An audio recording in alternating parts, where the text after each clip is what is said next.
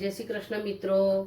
ચાલો આજે આપણે બાળકોની તો ખરી નાના મોટા બધાની ફેવરેટ એવી ફ્રૂટી ઘરે કેવી રીતે બનાવી એ હું તમને આજે બતાવીશ. એની માટે મેં આ 2 પાકી કેરી લઈ લીધી છે અને એક ખાટા મીઠા સ્વાદ માટે આપણે કાચી કેરી લેવાની છે. 2 બાઉલ પાકી કેરી લીધી છે અને અડધું બાઉલ આપણે કાચી પાકી કેરી લેવાની છે, એટલે મતલબ કાચી લેવાની છે, અને અડધો બાઉલ આપણે ખાંડ લેવાની છે. હવે આ બધી વસ્તુને આપણે એક જાડા તળિયાવાળી સ્ટીલની કઢાઈમાં લઈ લઈશું. આપણે પહેલા પાકી કેરી લઈ લઈશું, કાચી કેરી લઈશું અને ખાંડ ઉમેરી દઈશું. બરાબર મિક્સ કરી લઈશું. આપણે જે બાઉલ કેરી લીધી હતી એ 2 બાઉલ ભરીને આપણે પાણી ઉમેરીશું. બરાબર મિક્સ કરી લઈશું. આપણે એને મીડિયમ ગેસ પર 10 મિનિટ માટે થવા વચ્ચે વચ્ચે એને આ રીતે હલાવતા રહીશું.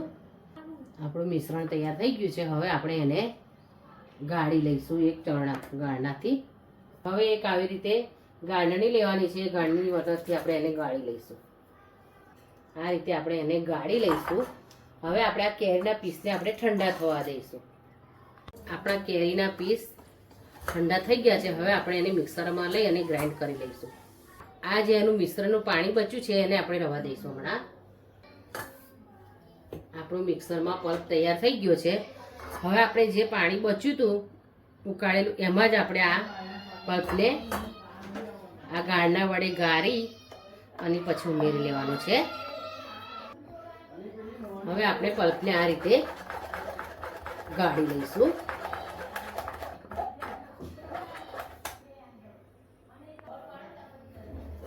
આ રીતે આપણે પલ્પને ગાળી લેવાનો છે અને બરાબર પછી મિક્સ કરી લેવાનું છે.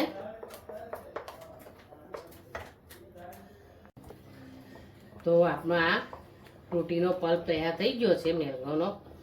હવે આ પલ્પને તમે 10 થી 15 દિવસ માટે ફ્રીજમાં સાચવીને રાખી શકો છો અને જ્યારે બી પણ ફ્રૂટી પીવાનું મન થાય ત્યારે તમે બનાવીને પી શકો છો. હવે આપણે આની અંદર 3 કપ ભરીને પાણી ઉમેરીશું. આ રીતે 3 કપ ભરીને પાણી ઉમેરી અને બરાબર મિક્સ કરી લેવાનું છે. જો તમે વધારે પાણી ઉમેરશો તો ખાંડનો સ્વાદ જતો રહેશે, એટલા માટે 3 કપ ભરીને પાણી ઉમેરવાનું છે અને બરાબર મિક્સ કરવાનું છે. આ રીતે આપણે વિસ્કરની મદદથી એને બરાબર મિક્સ કરી લેવાનું છે.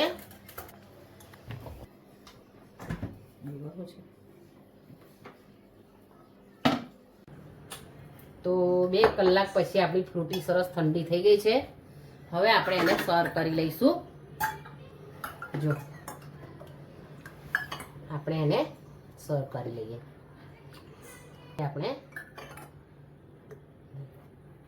હવે આપણે ફ્રૂટીમાં બરફના પીસ ઉમેરીશું. તો આ તમે બાળકોને ઉનાળામાં ચોક્કસ બનાવીને આપજો. આમાં કોઈ પ્રિઝર્વેટિવ નથી, કોઈ કલર નથી, એટલે તમે ચોક્કસ બાળકોને આ બનાવીને આપજો. મારી ફ્રૂટી બનાવવાની રીત તમને ગમી હોય તો તમે તમારા મિત્રો અને પરિવાર સાથે ચોક્કસ શેર કરજો. અને તમે કઈ સિટીમાંથી જુઓ છો એ પણ તમે મને કોમેન્ટમાં લખીને જરૂર જણાવજો. Thank you.